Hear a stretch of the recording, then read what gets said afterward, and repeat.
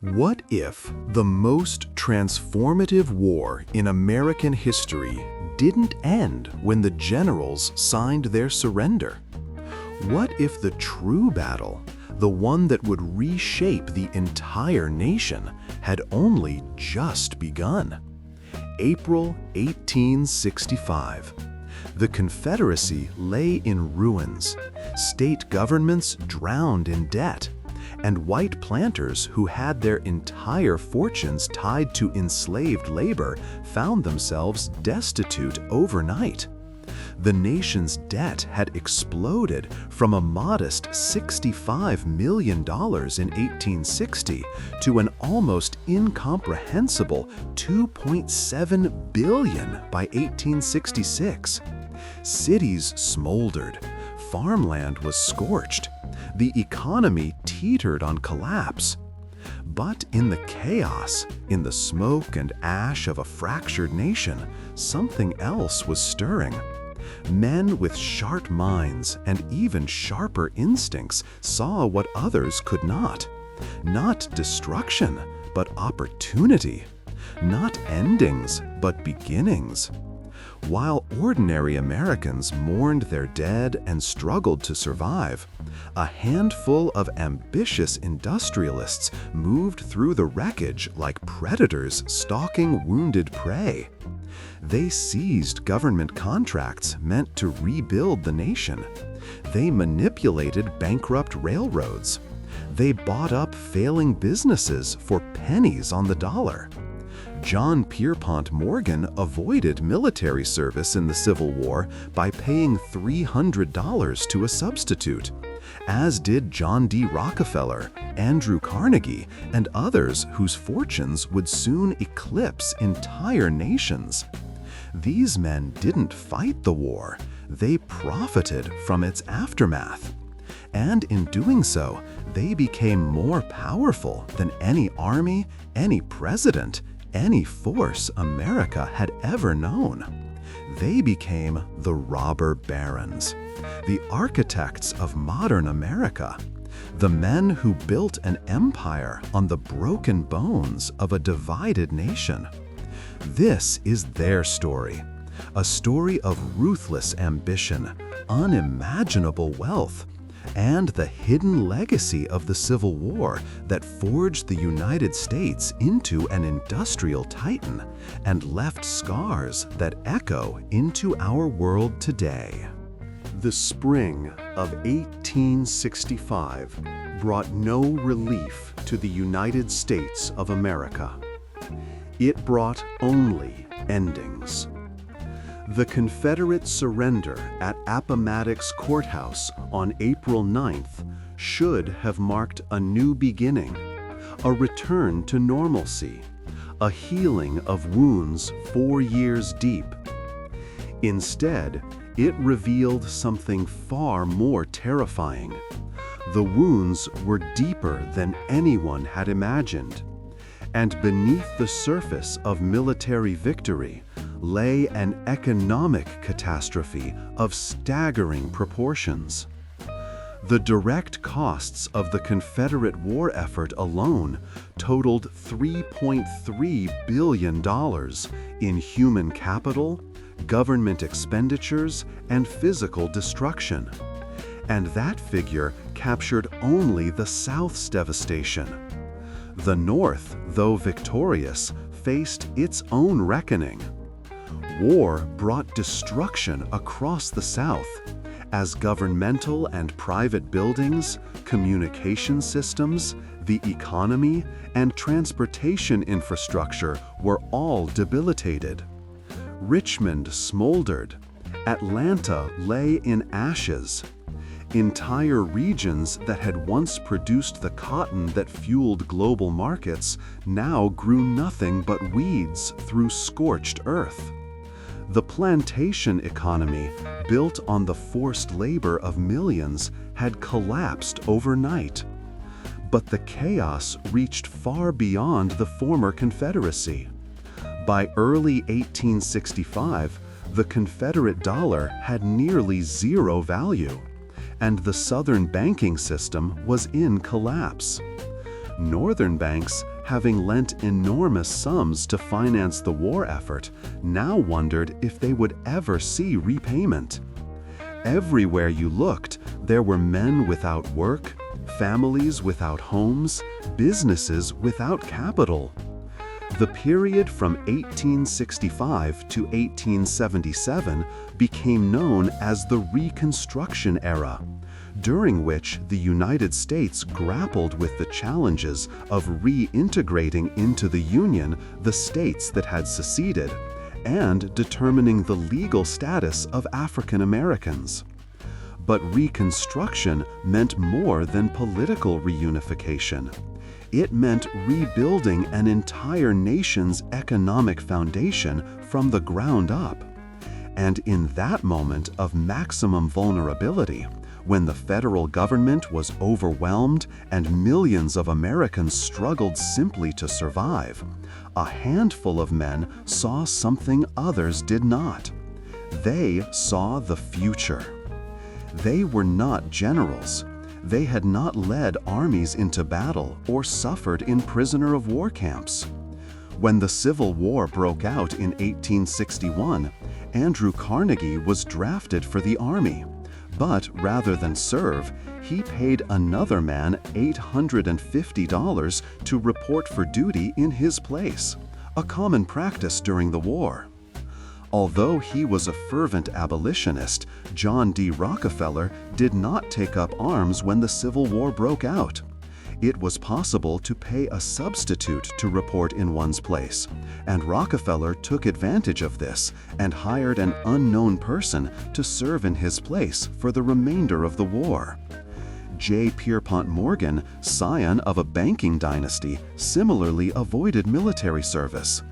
Cornelius Vanderbilt, already wealthy before the war began, expanded his shipping empire while young men died on battlefields. These men did not fight the war. They studied it. They watched as the federal government issued contracts worth millions.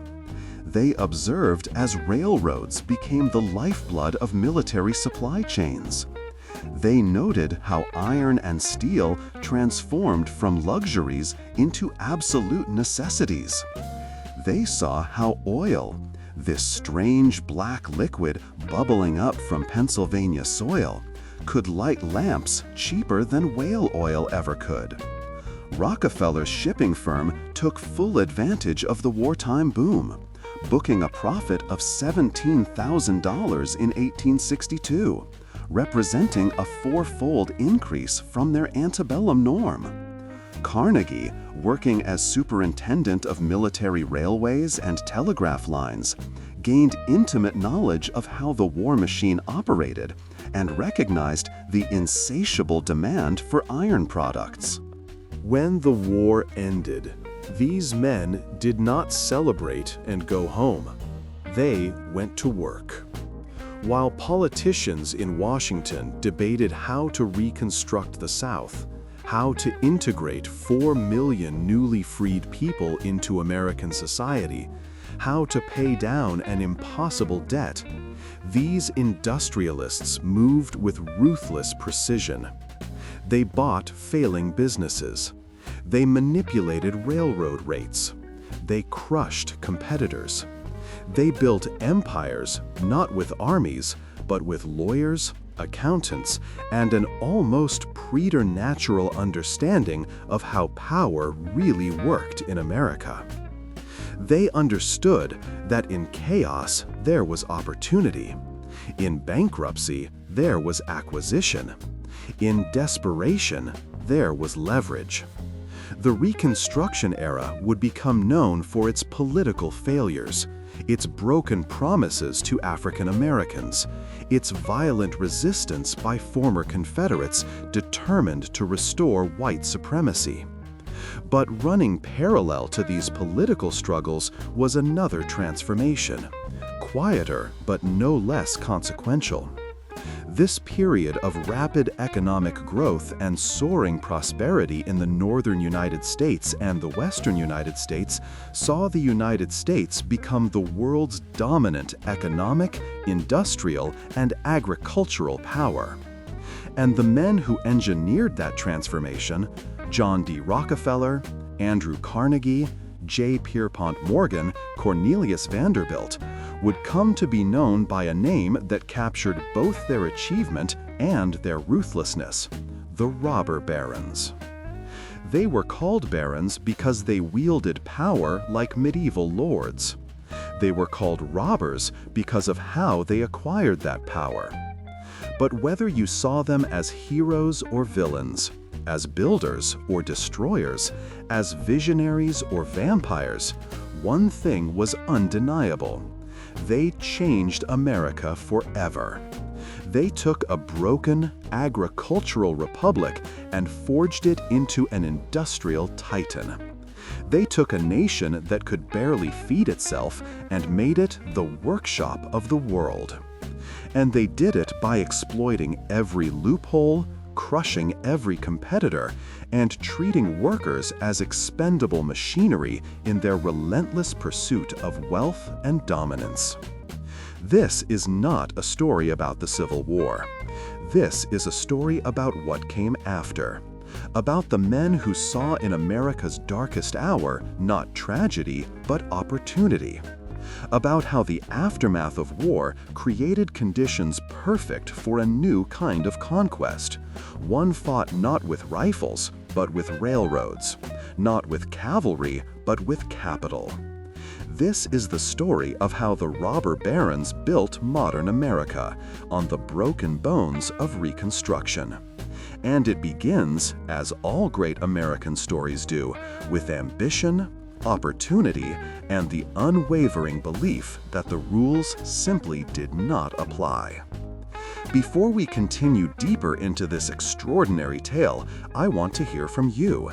Where in the world are you watching this from? Drop your city and country in the comments below.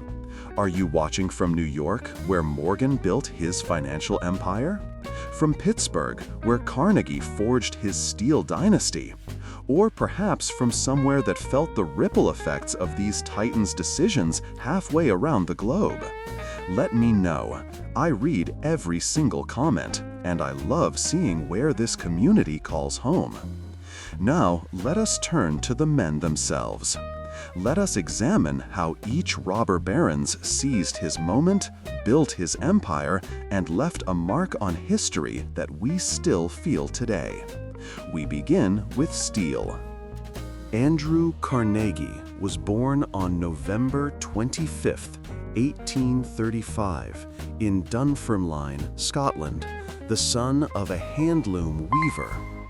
The ancient town had once been Scotland's medieval capital, a place of royal castles and booming linen industry that produced the finest damask in all of Great Britain. But by the time young Andrew could walk, that world was dying. The Industrial Revolution had destroyed the weaver's craft, and when the steam-powered looms came to Dunfermline in 1847, hundreds of handloom weavers became expendable. Andrew's mother went to work to support the family, opening a small grocery shop and mending shoes. His father, William Carnegie, once a proud craftsman, now begged for work. Years later, Andrew would write that the humiliation was burnt into his heart forever, and in that moment of poverty and desperation, a resolve crystallized in his young mind. He would cure this. He would never be poor again. In 1848, when Andrew was just 12 years old, his family immigrated to the United States and joined a Scottish colony in Allegheny, Pennsylvania, just outside of Pittsburgh. They arrived with nothing. The Carnegies lived in a neighborhood alternately called Barefoot Square and Slabtown, in a flimsy, dark frame house that was a far cry from their cozy stone cottage in Scotland. Pittsburgh itself was a hellscape. The smoke permeated and penetrated everything, and if you washed your face and hands, they were as dirty as ever in an hour. The soot gathered in the hair and irritated the skin. Often described as hell with the lid off, Pittsburgh by the turn of the century would be recognized as the center of the new industrial world. But in 1848, to a 12-year-old Scottish boy who had just lost everything, it was simply a place to survive. Carnegie immediately started working as a bobbin boy in a cotton mill, earning $1.20 per week, laboring 12 hours a day, 6 days a week. But young Andrew possessed something rare, an almost supernatural drive to improve himself. He taught himself to read Morse code. He memorized the streets of Pittsburgh. He took advantage of a small library that a local benefactor, Colonel James Anderson, made available to working boys every Saturday. Those 400 volumes would change his life. Carnegie never forgot what access to knowledge meant to a poor boy with ambition. And decades later, when he possessed more wealth than entire nations, he would build libraries across the world in gratitude. By age 14, Carnegie had become a messenger in a telegraph office, where he eventually caught the notice of Thomas Scott, a superintendent of the Pennsylvania Railroad Company, who made Carnegie his private secretary and personal telegrapher in 1853. This relationship transformed everything.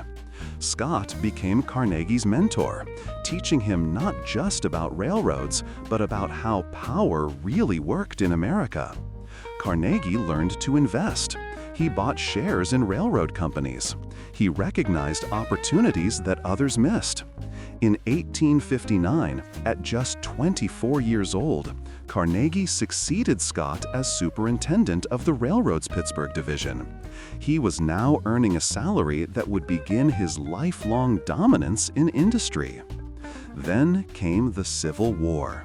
When war broke out in 1861, Andrew Carnegie was drafted for the Army. But rather than serve, he paid another man $850 to report for duty in his place, a common practice during the war. Instead of fighting, Carnegie went to work managing military railways and telegraph lines for the Union Army. He saw firsthand how modern warfare consumed steel and iron in quantities previously unimaginable. He watched as the government issued contracts worth millions. He understood that whoever controlled the infrastructure of war would control the infrastructure of peace. And when the war ended, Carnegie made his move. Foreseeing the future demand for iron and steel, Carnegie left the Pennsylvania Railroad in 1865 and started managing the Keystone Bridge Company. Bridges were the future. Railroads were expanding westward at a furious pace, and every railroad needed bridges, strong bridges, steel bridges. In 1872, Carnegie visited Henry Bessemer in England, and the trip changed everything. Bessemer had invented a revolutionary process for making steel that dramatically lowered costs and improved quality. The Bessemer process revolutionized steel manufacture by decreasing its cost from 40 pounds per long ton to 6 to 7 pounds per long ton, along with greatly increasing the scale and speed of production. Carnegie saw the future in that English factory, and he returned to Pittsburgh with a singular vision. He would build an American steel empire on the Bessemer process.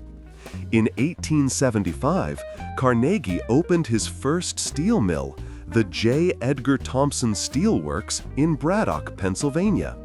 The naming was strategic. J. Edgar Thompson was the president of the Pennsylvania Railroad, Carnegie's biggest customer, and also a shareholder in the new company. In August 1875, the Bessemers at Edgar Thompson made their first blow, and cold air shot through the bottom of the vessels and through the molten iron. The heat increased tremendously, burning out impurities and forming steel. The process was simple, but the effect was extraordinary. A fountain of sparks arose, gorgeous as 10,000 rockets, falling with a beautiful curve like the petals of some enormous flower. Carnegie had not just built a steel mill, he had built the future. Using the Bessemer process, Carnegie Steel was able to reduce the costs of steel railroad rails from $100 per ton to $50 per ton between 1873 and 1875. But Carnegie was not satisfied. He drove his workers mercilessly, operating under a philosophy he called hard driving, working men and machines to the absolute limit. The first ton of Carnegie steel cost about $56 a ton to make. By 1900, the cost was down to around $11.50, a dramatic 79% cost reduction. When a new and more efficient process called open hearth was developed, Carnegie simply scrapped millions of dollars of existing equipment and made the transition. Short-term costs were no object for improved efficiency. But Carnegie understood something deeper than mere production. He pioneered a strategy called vertical integration. Carnegie adopted a vertical integration business model that consolidated the mining, manufacture, sale, and transport of steel and its components under one corporation. He didn't just make steel, he owned the iron ore mines that produced the raw materials, the coal mines that fueled his furnaces, the railroads that transported everything, the ships that moved product across the Great Lakes. Every stage of production, from earth to finished product, flowed through Carnegie's control. This meant lower costs, higher profits, and the ability to undercut any competitor who dared challenge him. By 1889, Carnegie had acquired the Pittsburgh Bessemer Steel Works, the Lucy Furnaces, the Union Mill, the Union Iron Mills, the Keystone Bridge Works, the Hartman Steel Works, and the Frick Coke Company, among others. At this point, the United States had become the primary producer of steel in the world, and Carnegie was U.S. Steel's de facto owner, controlling roughly 1/4 of the global market share. The Scottish immigrant who had arrived in America with nothing now commanded an industrial empire that dwarfed anything the world had ever seen. But empire came with a price, and that price would be paid in blood at a place called Homestead. The Homestead Steel Works sat along the Monongahela River, just a few miles from Pittsburgh. In the 1880s and 90s, Andrew Carnegie had built the Carnegie Steel Company into one of the largest and most profitable steel companies in the United States. And the Homestead Steel Mill was one of the largest of Carnegie's mills. But Homestead was different from Carnegie's other operations. Here, the workers were organized. Here, the Amalgamated Association of Iron and Steel Workers, one of the most powerful unions in America, had negotiated exceptionally good wages and work rules. The skilled production workers at Homestead enjoyed wages significantly higher than at any other mill in the country. And this infuriated Carnegie and his chairman, Henry Clay Frick. Carnegie Steel was making massive profits, a record $4.5 million just before the 1892 confrontation, which led Carnegie himself to exclaim, "Was there ever such a business?" But he and Frick were furious that workers had a voice with the union. They saw the union not as partners, but as obstacles to absolute control. Carnegie was publicly in favor of labor unions and condemned the use of strikebreakers, telling associates that no steel mill was worth a single drop of blood. But privately, Carnegie agreed with Frick's desire to break the union and reorganize the whole affair. Carnegie wanted good reasons for employing every man, and he believed far too many men were required by amalgamated rules. The contract between the Amalgamated Association and Carnegie Steel was set to expire on July 1, 1892, and Carnegie, who was in Scotland at the time, gave his operations manager, Frick, carte blanche to break the union ahead of this deadline. Frick was the perfect man for the job. He despised unions with an almost pathological intensity. Frick stated in a letter to Carnegie, "The mills have never been able to turn out the product they should, owing to being held back by the amalgamated men." With Carnegie's support, Frick set his sights on breaking the union completely. In negotiations that began in February 1892, with the steel industry doing well and prices higher, the union asked for a wage increase. But Frick immediately countered with a 22% wage decrease that would affect nearly half the union's membership. It was not a negotiation. It was a declaration of war. Frick announced on April 30th that he would bargain for 29 more days. And if no contract was reached, Carnegie Steel would cease to recognize the union. Carnegie formally approved Frick's tactics on May 4th. Then, Carnegie did something calculated and cowardly. He traveled to Scotland, leaving Homestead in Frick's hands, ensuring that when blood was spilled, his own reputation might somehow remain clean. Frick prepared for war with meticulous precision. A high fence topped with barbed wire, begun in January, was completed and the plant sealed to the workers.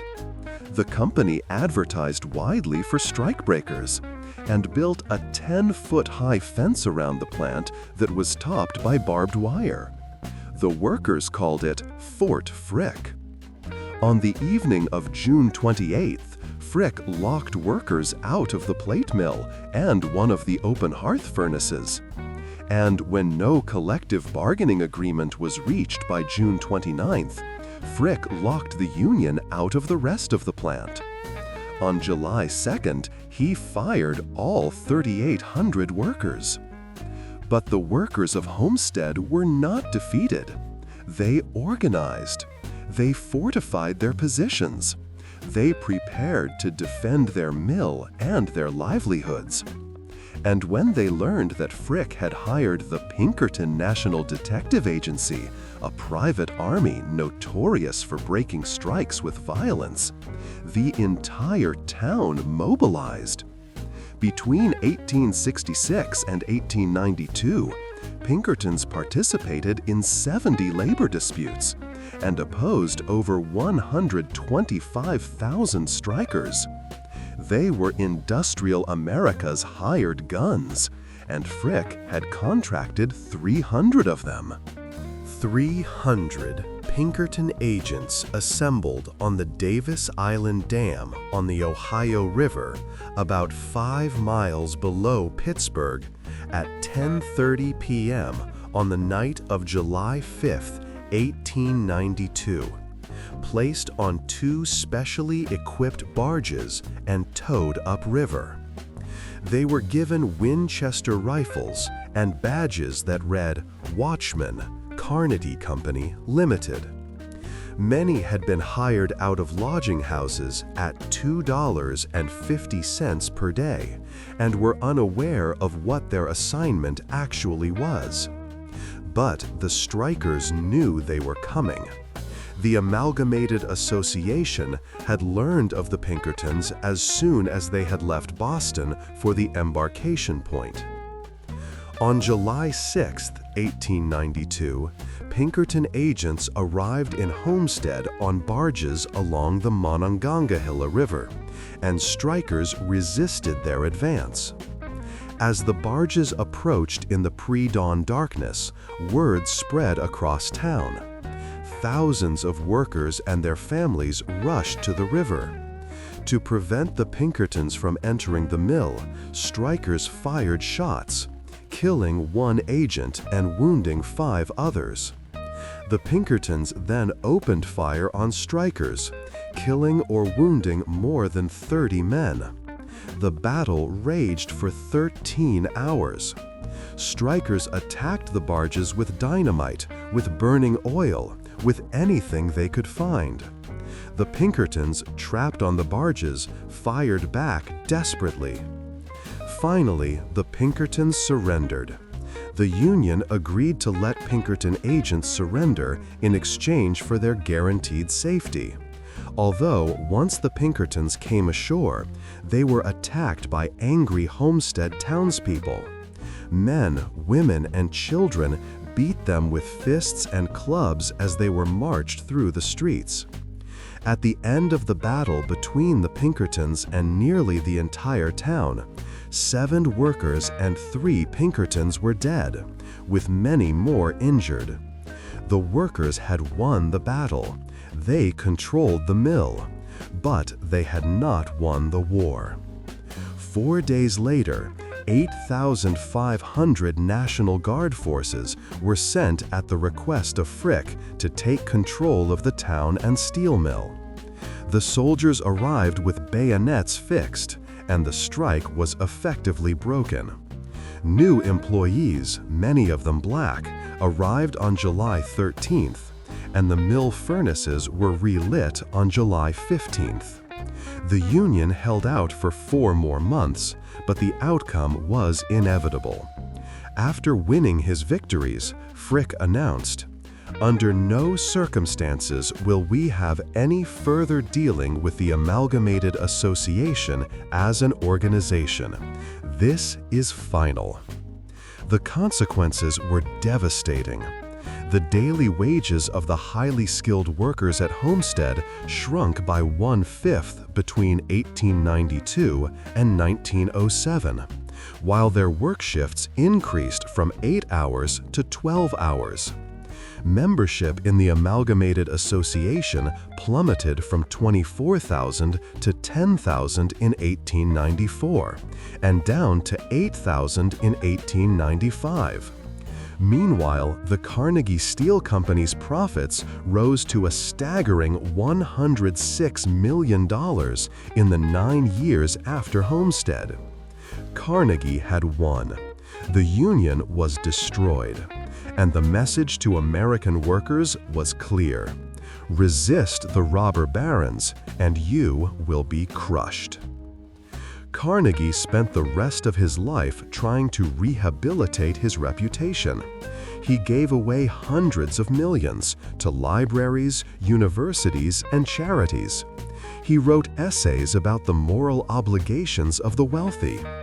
But he could never wash the blood of Homestead from his hands.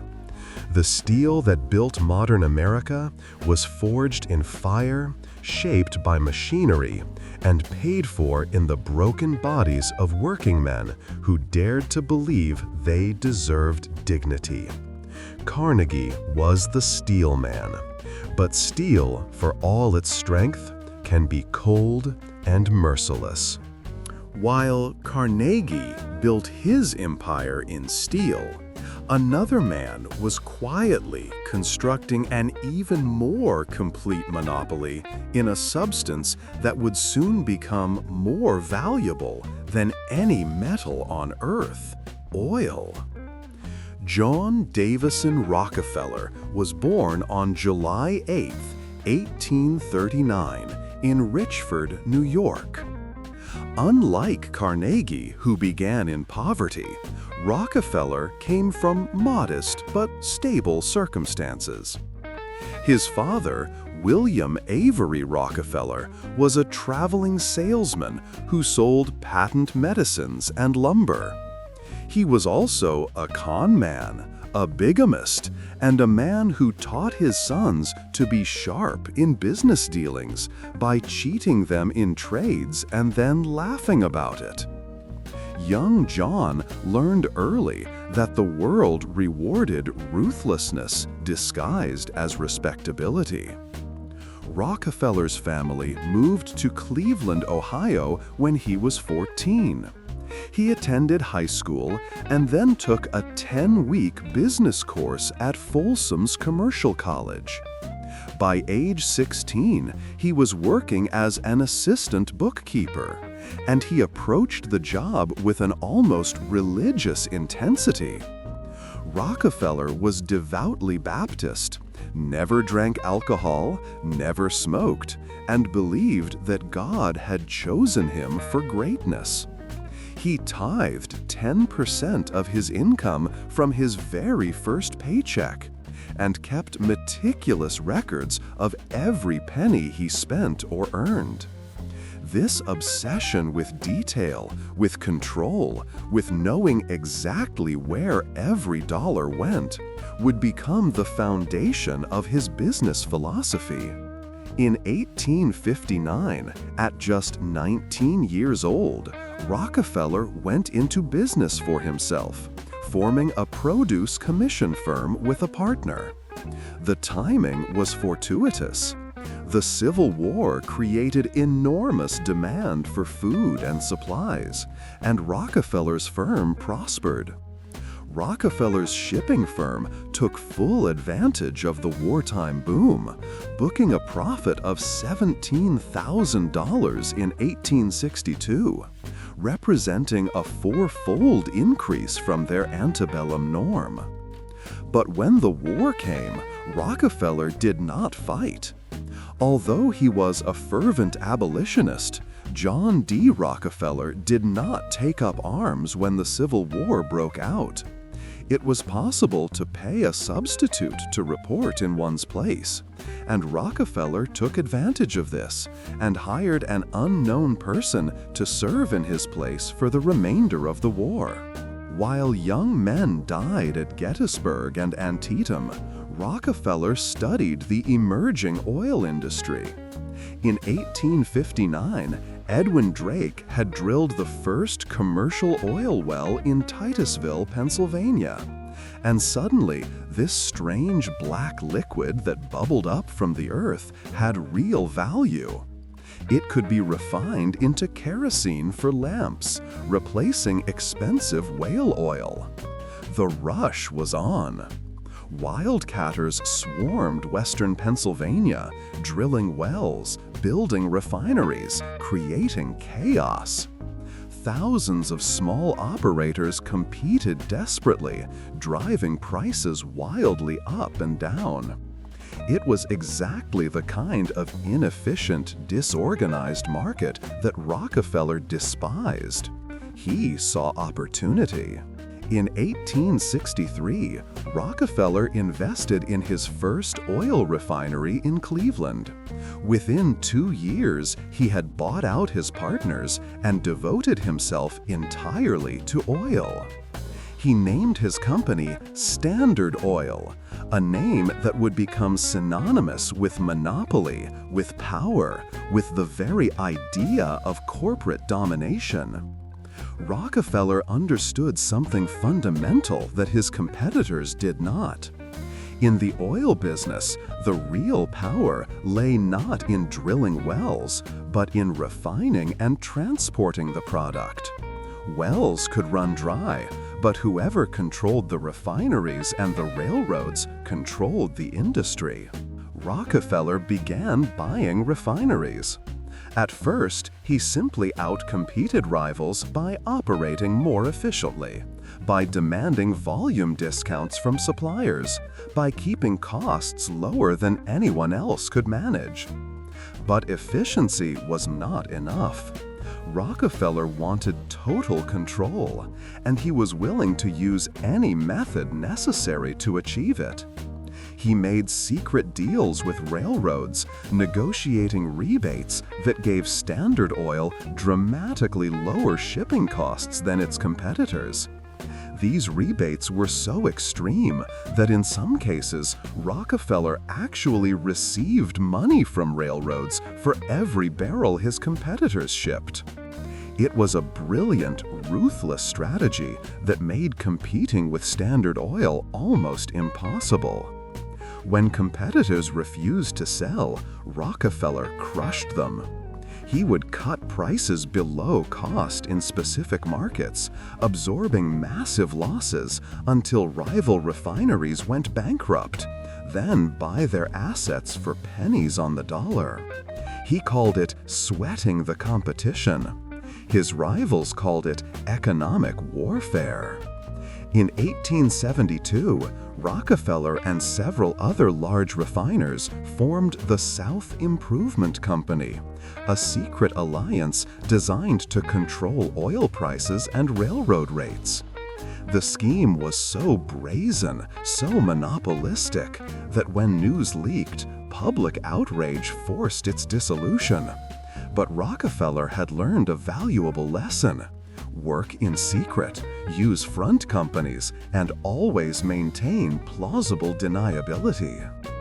In 1870, Rockefeller reorganized his company as Standard Oil of Ohio, and he began a systematic campaign to consolidate the entire oil industry under his control. He approached rival refiners with an offer: join Standard Oil voluntarily and receive stock in the new company, or be driven out of business and receive nothing. Most chose to join.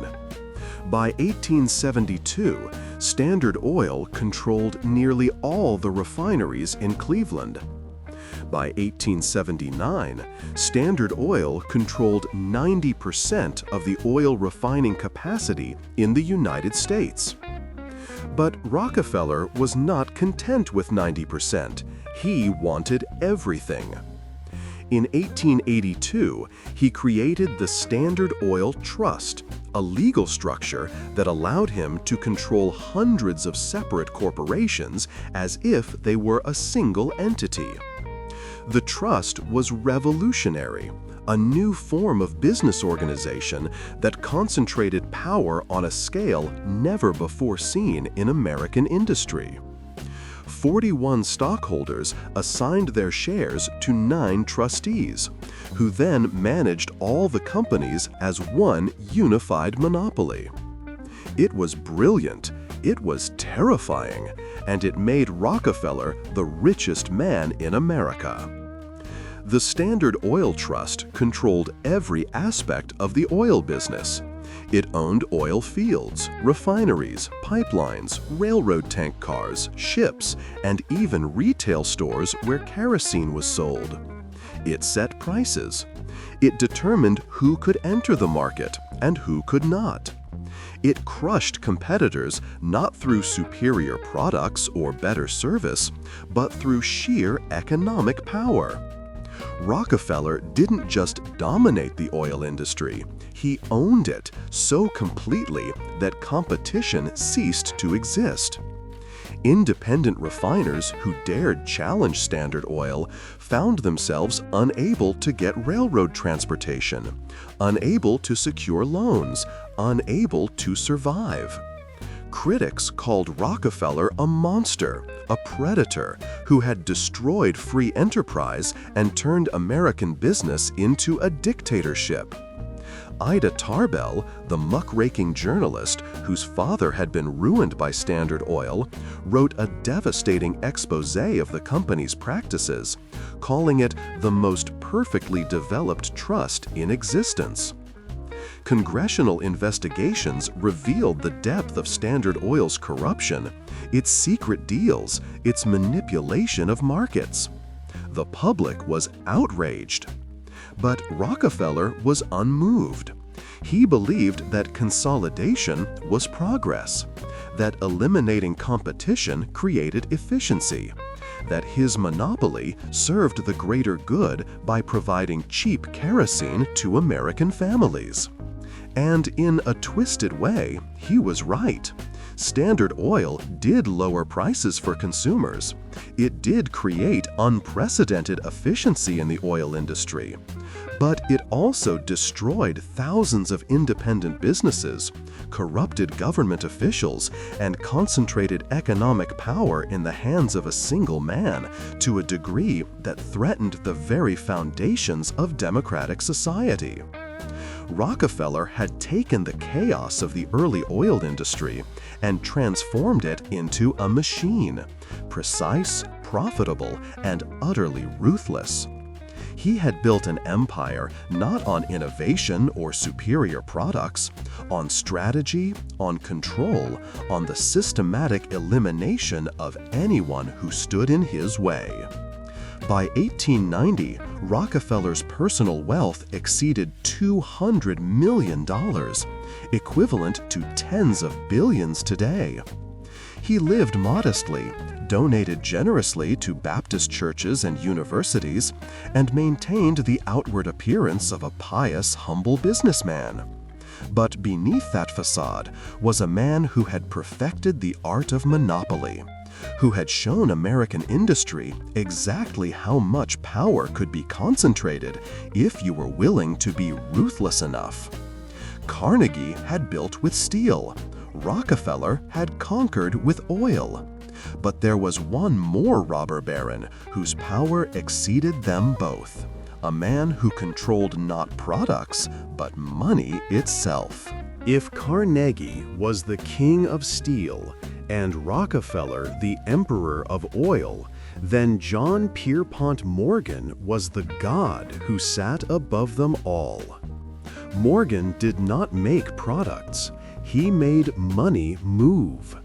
He controlled capital itself, and in the emerging industrial America, nothing was more powerful than the ability to say yes or no to entire industries. Morgan was born into wealth on April 17, 1837, in Hartford, Connecticut. His grandfather had been a founder of the Aetna Insurance Company. His father, Junius Spencer Morgan, was a successful banker who eventually moved to London and became one of the most powerful financiers in Europe. Young Pierpont, he hated the name John and went by his middle name, grew up in privilege. Educated in Switzerland and Germany, fluent in multiple languages, groomed from birth to inherit an empire of capital. Morgan joined his father's banking business in the 1850s, but his rise to dominance came during and after the Civil War. Like Rockefeller and Carnegie, Morgan did not fight. He paid a substitute, $300, to report for duty in his place. Instead of risking his life on battlefields, Morgan risked capital in investments, and the risks paid off spectacularly. He financed weapons sales, railway bonds, government securities. During the war, Morgan participated in a scheme to purchase defective rifles from an army arsenal for $3.50 each and then sell them back to another Union Army general for $22 each. The rifles were known to malfunction and blow off soldiers' thumbs, but Morgan saw only profit. The ethics were irrelevant. The money was real. After the war, Morgan focused on railroads, which were expanding westward with reckless speed. Railroad construction was chaotic, duplicative, often fraudulent. Competing lines built parallel tracks, driving each other into bankruptcy. Stock manipulation was rampant. The industry desperately needed someone to impose order, and Morgan positioned himself as that someone. He did not build railroads himself. Instead, he financed them, reorganized them, and in the process seized control of them. Morgan would purchase bankrupt railroads, restructure their debts, place his own representatives on their boards, and ensure they cooperated rather than competed. His method became known as Morganization, and it meant efficiency, profitability, and Morgan's absolute control. By the 1880s, Morgan had a hand in virtually every major railroad in America. He had also become the most powerful banker in the nation, controlling enormous pools of capital from both American and European investors. When businessmen needed money to expand, they came to Morgan. When the government needed money to finance its operations, it came to Morgan. His influence was so vast that a single meeting in his New York office could determine whether a company lived or died, whether an industry boomed or collapsed. Morgan did not answer to shareholders or customers. He answered to no one. Morgan's personality matched his power: imperious, intimidating, absolute. He suffered from a disfiguring skin condition called rhinophyma that left his nose bulbous and red, giving him a grotesque appearance that he made no attempt to hide. Those who met him described feeling physically intimidated by his presence, by his cold, penetrating stare, by the sense that this man could destroy you with a word. Morgan cultivated that fear deliberately. Power, he understood, was as much about perception as reality. And Morgan wanted everyone to know that when he entered a room, he was the most powerful person there. In 1895, Morgan demonstrated his power on a national scale. The United States government was on the verge of bankruptcy, its gold reserves depleted by a financial panic. President Grover Cleveland needed gold to back the currency, but European investors were losing confidence in America's financial stability. Morgan brokered a deal in which he and the Rothschild banking family would supply the government with $62 million in gold, stabilizing the treasury and preventing economic collapse. The government had no choice but to accept. Morgan's price was steep. He made millions in profit from the transaction, but he had saved the nation's credit. Or had he? Critics argued that Morgan had extorted the government, that a handful of bankers now had the power to dictate terms to elected officials. The incident revealed a disturbing truth about the Gilded Age. Private financiers had become more powerful than the state itself. Morgan's greatest triumph came in 1901, when he orchestrated the creation of the United States Steel Corporation. Carnegie, now in his 60s, wanted to retire and sell his steel empire. Morgan wanted to create a super corporation that would dominate the global steel market. Carnegie named his price: $480 million. It was an almost incomprehensible sum, the largest business transaction in history to that point. Morgan agreed instantly. He raised the capital by selling bonds and stock, and in 1901, U.S. Steel was formed, with a capitalization of $1.4 billion, making it the first billion-dollar corporation in history. U.S. Steel controlled 67% of American steel production. It owned iron ore mines, coal mines, railroads, ships, mills, and distribution networks. It employed 168,000 workers. It was a colossus, a corporation so large that it represented 1/7 of the total output of the entire United States economy. And Morgan controlled it, not through ownership. He held only a small percentage of shares, but through his position on the board and his role as the primary financier. Morgan had perfected a form of power more subtle and more absolute than Carnegie's industrial might or Rockefeller's monopolistic practices. Morgan controlled capital flows, and whoever controls capital controls everything else. Morgan believed deeply in what he called community of interest, the idea that large corporations should cooperate rather than compete, should work together to stabilize markets and ensure predictable profits. It was the opposite of free market capitalism, and Morgan saw nothing wrong with that. Competition, in his view, was inefficient, wasteful, destructive. Far better to have a few large, well-managed corporations that could plan rationally and distribute resources efficiently. That this meant the end of genuine free enterprise, that it concentrated power in the hands of a tiny elite, that it made Morgan himself the de facto ruler of American industry. These were not problems to Morgan. They were solutions. In 1907, Morgan demonstrated his power one final time. A financial panic gripped Wall Street, triggered by the collapse of several banks and trust companies. Stock prices plummeted, credit froze.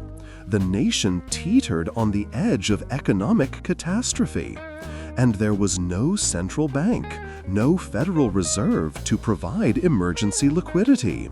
There was only J.P. Morgan. He summoned the nation's leading bankers to his library on Madison Avenue and locked the doors. For days, Morgan directed operations like a general commanding an army. He decided which banks would survive and which would fail. He forced bankers to pool their resources to stabilize the market. He personally pledged enormous sums to prevent total collapse. And it worked. Morgan single-handedly stopped the panic and saved the American financial system. But the panic of 1907 terrified the nation. The idea that one man, unelected, unaccountable, motivated solely by private interest, possessed the power to determine whether the entire economy survived or collapsed was too much to bear. Congress launched investigations. Reformers demanded action. In 1913, the Federal Reserve was created, specifically to ensure that never again would the nation's financial stability depend on the whims of a single private banker. Morgan had saved the system, but in doing so, he had revealed just how broken that system really was. He died in Rome in 1913. One of the richest and most powerful men in human history. His estate was valued at $68 million, a sum that shocked the public, not for how much it was, but for how little. Rockefeller was worth well over $1 billion by that point. Morgan's true wealth was not in money, but in control. And control, once exercised, leaves no inheritance. Before there was Carnegie, before Rockefeller, before Morgan, there was Cornelius Vanderbilt, the Commodore. He was the first, the prototype, the man who showed America what industrial wealth could look like and how ruthlessly it could be pursued. Vanderbilt was born on May 27, 1794, on Staten Island, New York, to a poor farming family. He quit school at age 11, barely literate, and began working on his father's ferry boat. By age 16, he had bought his own boat and started a ferry service. It was 1810, and Vanderbilt was already demonstrating the traits that would define his career: relentless work ethic, absolute confidence, and a willingness to undercut competitors by any means necessary. Vanderbilt built his first fortune in steamships. He recognized that steam power was the future of transportation, and he began acquiring and operating steamboats along the Hudson River and the Atlantic coast. His business model was simple: charge lower fares than competitors, drive them into bankruptcy, then raise prices once he controlled the market. It worked spectacularly. Rivals called him ruthless. Vanderbilt didn't care. "I don't care half so much about making money as I do about making it my way," he once said, and his way was total domination. By the 1840s, Vanderbilt controlled much of the shipping between New York and New England. During the California Gold Rush, he established a shipping route to San Francisco via Nicaragua, competing directly with the Panama route controlled by a rival company. Vanderbilt undercut their prices, forced them into submission, and made millions transporting fortune seekers westward. His reputation grew. The Commodore was not a man you competed with. He was a man you either worked for or avoided entirely. His wealth was immense, his temper legendary, his language profane. He had no patience for niceties, no interest in appearing respectable. Power and profit were all that mattered. But in the 1860s, Vanderbilt saw the future shifting. Steamships had made him wealthy, but railroads would make him immortal. He was nearly 70 years old when he began his transition from shipping to rail, an age when most men retired. Vanderbilt was just getting started. He understood that railroads were the arteries of the new industrial America, that whoever controlled the rails controlled commerce itself, and he intended to control the rails. Vanderbilt began acquiring railroad companies with the same ruthless efficiency he had shown in shipping. He bought the New York and Harlem Railroad, then the Hudson River Railroad, then the New York Central Railroad. He consolidated them, eliminated redundancies, improved efficiency, and created an integrated system that connected New York City with the Great Lakes and beyond. The Civil War accelerated everything. Railroads became essential to moving troops and supplies, and the federal government poured money into expanding and improving rail infrastructure.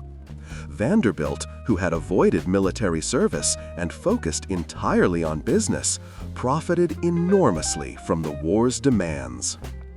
After the war, Vanderbilt set his sights on the greatest prize of all, creating a railroad empire that would span from New York to Chicago, linking the financial capital of the nation with the industrial heartland. To accomplish this, he needed to acquire the Lake Shore and Michigan Southern Railway, and he pursued it with typical Vanderbilt aggression. When the company's directors resisted his takeover attempt, Vanderbilt simply refused to allow their trains to enter his terminals in Buffalo, effectively cutting them off from eastern markets. Faced with financial ruin, they surrendered. Vanderbilt absorbed their company into his growing empire. By 1870, Vanderbilt controlled more than 4,000 miles of railroad track and was worth more than $100 million, making him the wealthiest man in America. His fortune exceeded the entire GDP of many countries. He had demonstrated that in the new industrial age, a single individual could accumulate power and wealth on a scale previously reserved for kings and nations. But wealth did not soften Vanderbilt. If anything, it made him more imperious, more convinced of his own superiority, more contemptuous of anyone who challenged him.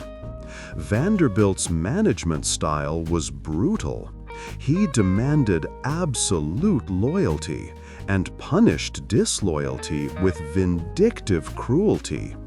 When competitors or former associates crossed him, he destroyed them systematically, using his control of transportation networks as a weapon.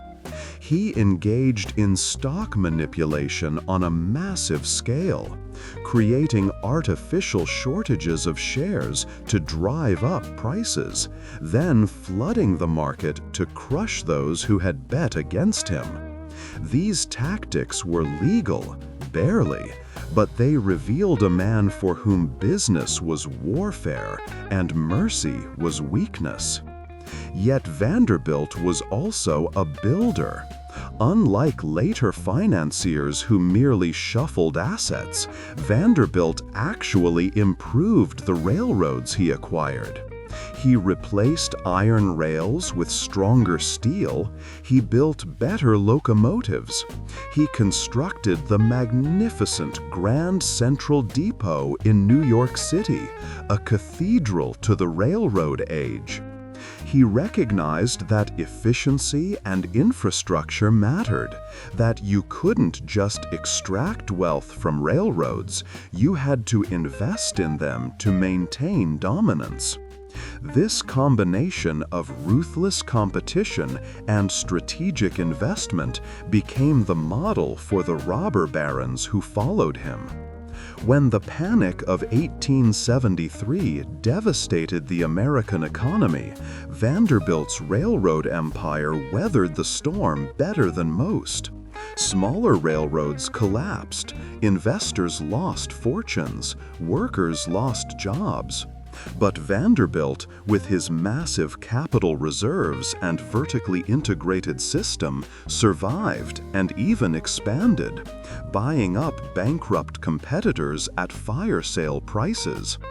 The Panic, which caused immense suffering across America, was for Vanderbilt another opportunity to consolidate power. This was the cruel logic of Gilded Age capitalism. Crises enriched those who were already wealthy enough to survive them. Vanderbilt died in 1877 at age 82, leaving an estate valued at over $100 million, at the time more than the holdings of the United States Treasury. He left the vast majority to his eldest son, passing his empire to the next generation largely intact. But the concentration of wealth was staggering and sparked fierce debate. How had a nation founded on Republican ideals allowed such extreme inequality? How had one man accumulated more wealth than entire states? These questions would only grow louder as the Gilded Age progressed and as younger industrialists built fortunes that dwarfed even Vanderbilt's. The Commodore had shown them how. He had demonstrated that in the chaos following the Civil War, in the absence of meaningful regulation, in an economy desperate for infrastructure and capital, a man of sufficient ruthlessness and vision could become more powerful than any institution. Vanderbilt had not fought the war, but he had understood its consequences better than the generals who waged it. He had seen that industrial capitalism, unleashed in a nation recovering from devastation, would reward aggression, would punish compassion, would make titans of those willing to seize every advantage and exploit every weakness. Carnegie studied Vanderbilt's methods and applied them to steel. Rockefeller refined them into monopoly. Morgan expanded them into pure financial control. They were Vanderbilt's heirs, inheritors of a philosophy that saw business not as a cooperative enterprise, but as conquest, not as mutual benefit, but as domination. The Commodore had built the template. The robber barons who followed him simply perfected it, expanded it, and made it the defining characteristic of American capitalism for an entire generation. By the turn of the 20th century, the robber barons had accomplished something unprecedented in human history. They had taken a nation still recovering from civil war and transformed it into the world's dominant industrial power. American steel production exceeded that of Great Britain and Germany combined. American oil lit lamps across the globe. American railroads crisscrossed a continent. American corporations had grown so large, so powerful, so wealthy, that they functioned almost as nations unto themselves, with private armies, extensive political influence, and the ability to shape government policy to serve their interests. The statistics were staggering. In 1900, the richest 1% of Americans owned more wealth than the bottom 90% combined. Carnegie's personal income exceeded the combined salaries of the president, the vice president, the entire cabinet, and all members of Congress. Rockefeller controlled 95% of oil refining in the United States. Morgan's banking empire had holdings equal to 1/3 of the nation's total wealth. These men had built empires, yes, but they had also broken something fundamental in American society: the idea that opportunity was open to all, that hard work led to success, that democracy and concentrated wealth could coexist. The working conditions that produced this wealth were horrific beyond modern comprehension. In Carnegie's steel mills, workers labored 12-hour shifts, 7 days a week, in temperatures that exceeded 100 degrees Fahrenheit, surrounded by molten metal and exposed to toxic fumes. Industrial accidents were common. Burns, amputations, deaths occurred with such frequency that they were barely recorded. Companies maintained no safety standards because there were no regulations requiring them. If a worker was injured or killed, he was simply replaced. His family received nothing. Life insurance did not exist for industrial workers. Disability benefits were unheard of. If you couldn't work, you starved. It was that simple. In the coal mines that fed Rockefeller's refineries and Carnegie's furnaces, conditions were even worse. Miners descended into darkness for 10 or 12 hours at a stretch, breathing coal dust that would eventually destroy their lungs, facing constant danger of cave-ins and explosions. Child labor was common. Boys as young as 8 years old worked as breaker boys, sitting hunched over coal chutes for hours, picking slate from coal until their fingers bled and their spines curved permanently. When reformers protested, the industrialists shrugged. The market, they said, would solve all problems. If conditions were truly intolerable, workers would simply leave.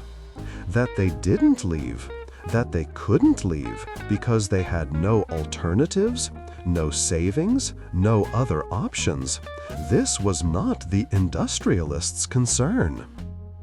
The political system offered no remedy Because the robber barons controlled the political system. They funded political campaigns, placed their allies in state legislatures and governorships, ensured that judges and regulators understood where power really lay. When politicians occasionally attempted reform, they were crushed.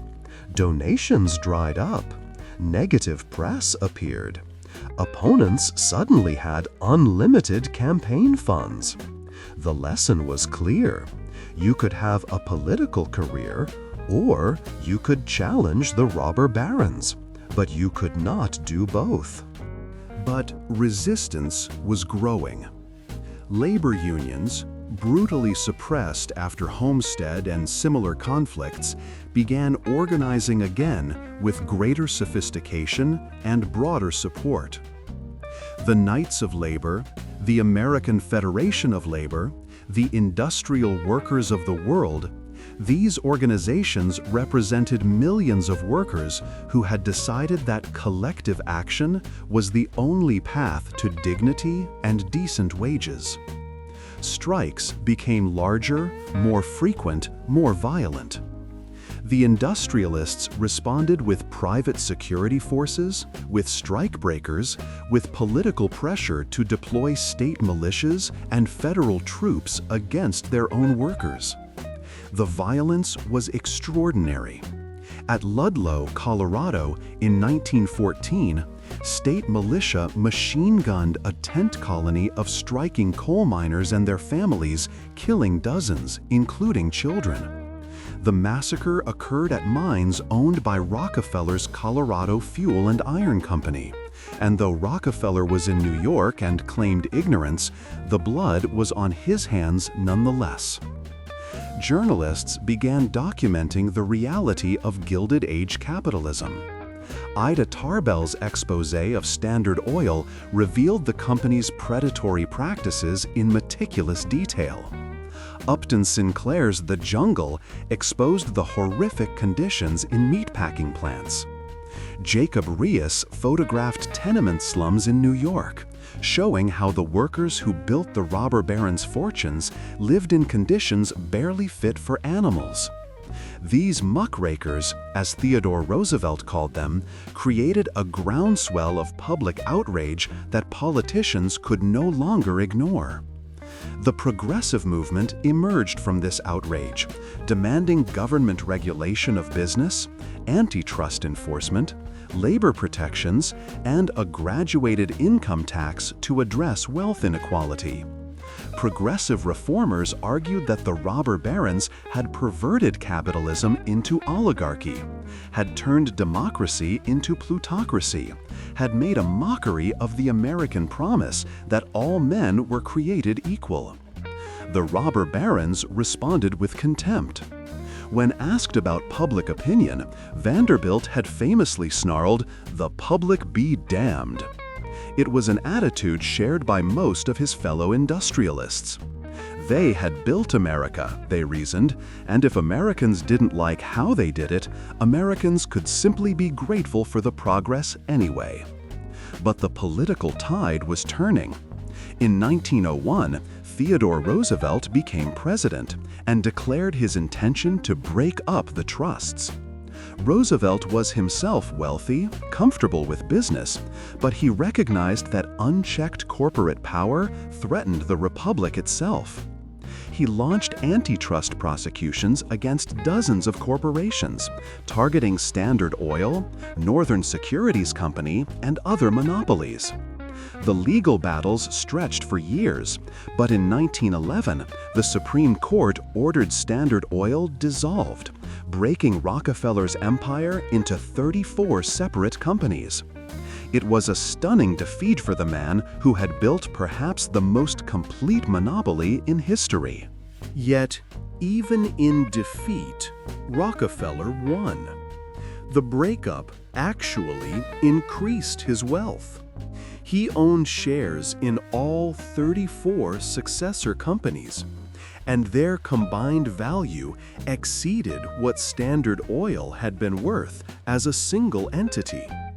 Rockefeller became the world's first billionaire.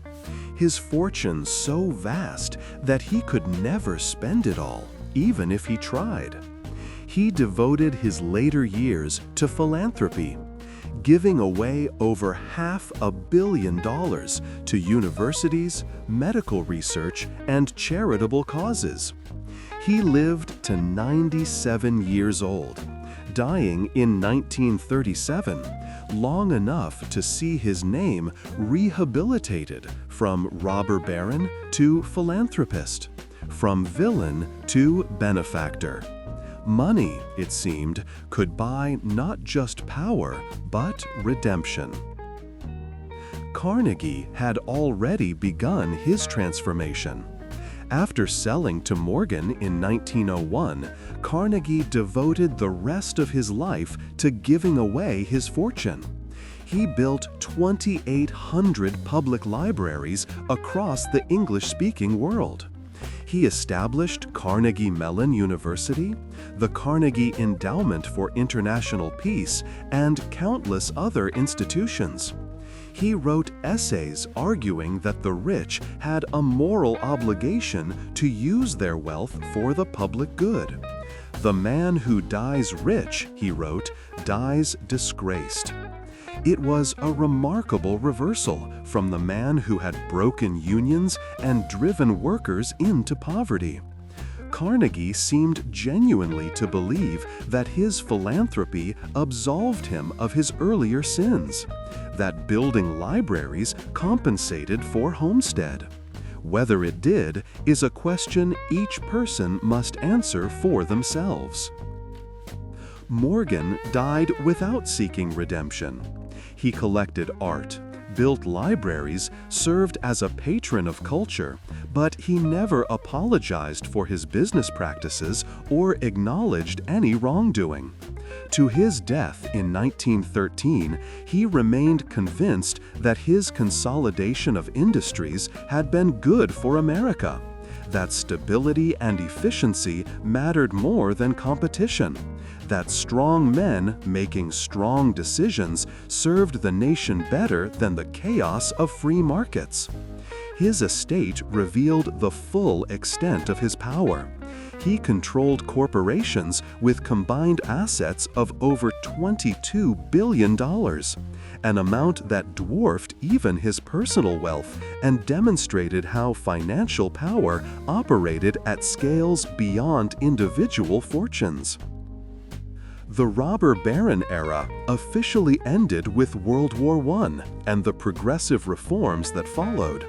The Federal Reserve Act, passed in 1913, ensured that private bankers would never again control the nation's money supply as Morgan had. The 16th Amendment, ratified the same year, created a federal income tax that could redistribute wealth. Labor laws slowly improved. Antitrust enforcement continued, though never as aggressively as reformers hoped. The excesses of the Gilded Age became historical curiosities, cautionary tales about what happens when capitalism operates without restraint. But the legacy remained. The robber barons had fundamentally transformed America. They had built the industrial infrastructure that made the nation a global superpower. The railroads, steel mills, oil refineries, and financial systems they created became the foundation of 20th century American prosperity.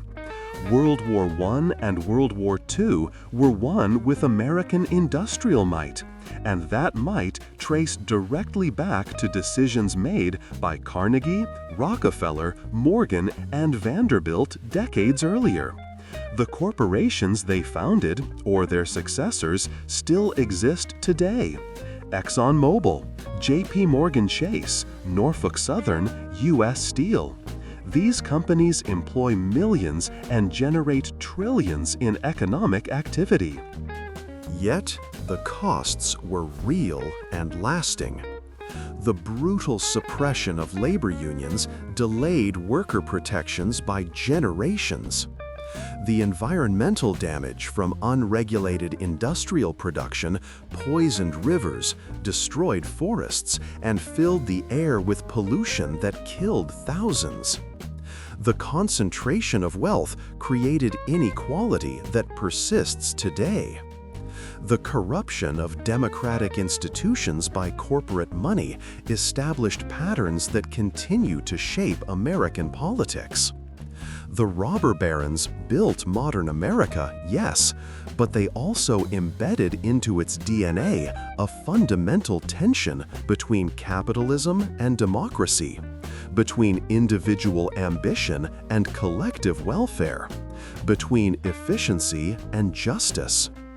Looking back across more than a century, it's difficult to render a simple verdict. Were the robber barons heroes or villains? Builders or destroyers? Visionaries or vampires? The truth, frustratingly complex, is that they were all of these things simultaneously. They took a nation emerging from civil war and built it into an industrial titan. But they did so by exploiting workers, corrupting government, and concentrating wealth to a degree that threatened the very foundations of democratic society. They created unprecedented prosperity, but distributed it so unequally that millions lived in poverty while a handful became richer than kings. The Civil War created the conditions for their rise. The collapse of the Southern economy, the massive federal debt, the desperate need for infrastructure, the absence of meaningful regulation, all of these were direct consequences of the war. And the robber barons, with their sharp minds and sharper instincts, saw the opportunities and seized them without hesitation or mercy. They didn't cause the Civil War, but they understood its aftermath better than anyone, and they exploited it brilliantly. Their story is America's story, a story of ambition and opportunity, of innovation and exploitation, of incredible achievement built on tremendous suffering. It's a story about what happens when the guardrails fall away, when individual drive encounters no meaningful restraint, when the pursuit of profit becomes the only value that matters. It's a story that resonates today, in an age when tech billionaires accumulate fortunes that dwarf even Rockefeller's, when corporations wield political power that would make Morgan envious, when inequality reaches levels unseen since the Gilded Age. The robber barons are dead. Their empires have been broken up, reformed, regulated, and reincarnated. But their legacy lives on. In the skyscrapers they built, the universities they endowed, the corporations they founded, and in the fundamental questions they posed about capitalism, democracy, and the American dream. Questions we are still trying to answer. If this documentary has given you something to think about, do me a favor. Hit that subscribe button right now. This channel is built on viewers like you who care about understanding history, not just memorizing dates, but really understanding how the past shapes our present. Leave a like if you found this valuable, and tell me in the comments, do you think the robber barons were ultimately good or bad for America? It's not a simple question, and I genuinely want to hear your perspective. Were they necessary evils who built the foundation of modern prosperity?